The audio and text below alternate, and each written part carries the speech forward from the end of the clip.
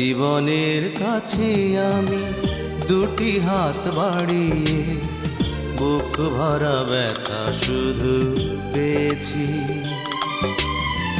নিয়তির কাছে আমি কি যে পাপ করেছি, দুঃখের আগুনে শুধু জ্বলেছি। না পাওয়ার হাহাকার কেঁদে যায় নীরবে, সময়ের কাছে হার মেনেছি। ভুল সবই